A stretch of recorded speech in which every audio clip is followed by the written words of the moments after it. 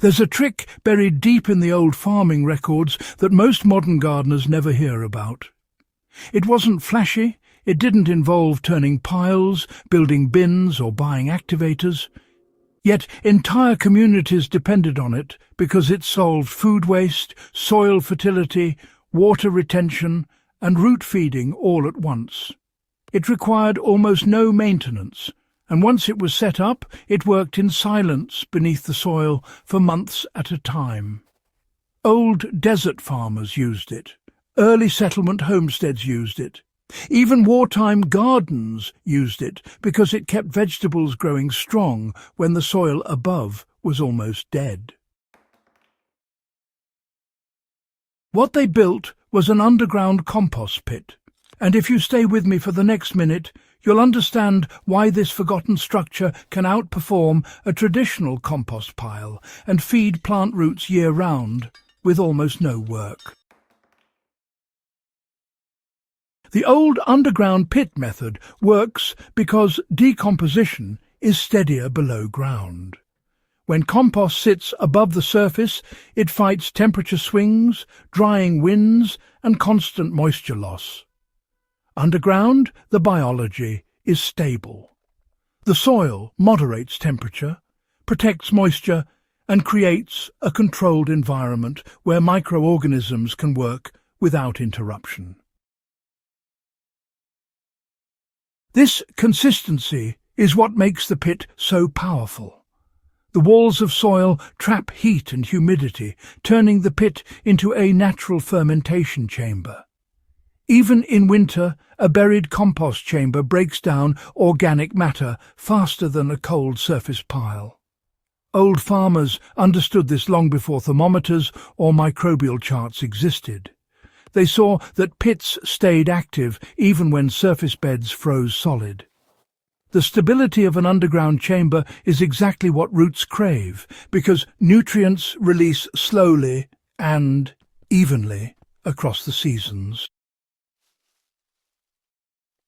The secret to making a pit that actually feeds plants is its placement. You know, people often assume these pits were just isolated in corners of the yard, but honestly, the most effective ones were built directly inside garden beds. They weren't meant to produce compost that needed to be hauled somewhere else. Instead, they were designed to feed the soil from within. A pit placed between rows of heavy feeders like squash tomatoes or maize acted as a nutrient battery. Every time the decomposition warmed, moisture moved outward. Every time the material broke down, nutrients diffused into the surrounding soil. This meant plants were tapping into a constant, slow nutrient leak that persisted long after surface fertilizers had faded. A practical way to apply this today is to dig a pit in the center of a raised bed, or even along one side. A 2-foot deep chamber works for most climates. The width doesn't need to be precise. Anything between 18 and 24 inches gives enough space for organic matter to break down while still staying close enough for roots to reach the nutrient plume. The material you load into the pit matters because different ingredients break down at different rhythms. If you fill the pit with only kitchen scraps, you'll cause anaerobic breakdown and slow nutrient release. Old systems always layered their materials. A base of twigs or dry stalks created airflow pockets. A thick layer of dry leaves provided carbon that absorbs moisture and regulates odours. Only then were food scraps added, and always mixed lightly with soil. Now, the real advantage of an underground pit is, well, how roots behave when nutrients come from below. Plants, you see, naturally grow their strongest roots in the direction of moisture and available nutrients.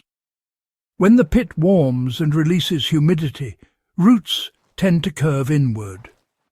This root behaviour is exactly why pit-fed beds often produce stronger plants with a bit more drought resistance. The deep moisture encourages roots to grow downward rather than just spreading shallowly along the surface. Maintenance, honestly, is almost nothing because the pit becomes a living digestion system. Surface compost piles, on the other hand, need turning, watering and, protecting from pests. Underground pits mostly regulate themselves. The soil walls provide constant hydration. The microbial community grows dense and self-sustaining. When the material decomposes completely, the pit simply shrinks. In many old gardens, pits were refilled every 6 to 8 months and never emptied. The compost just vanished into the surrounding soil. The year-round feeding effect, I'd say, is what makes this method well worth reviving. The underground pit is not just a compost tool. It is a soil engine. It releases nutrients slowly enough to avoid burning roots, but consistently enough to keep beds fertile without constant amendments. It allows gardeners to store organic matter right where plants can reach it. It continues working when traditional compost bins stall. And above all, it connects you to the same practical, resourceful methods that sustained families for generations. If this breakdown on the underground compost pit gave you something useful to work with, make sure you subscribe to Husbandry and share this video so more people can bring these old-world techniques back to life. More deep, time-tested agricultural wisdom is on the way.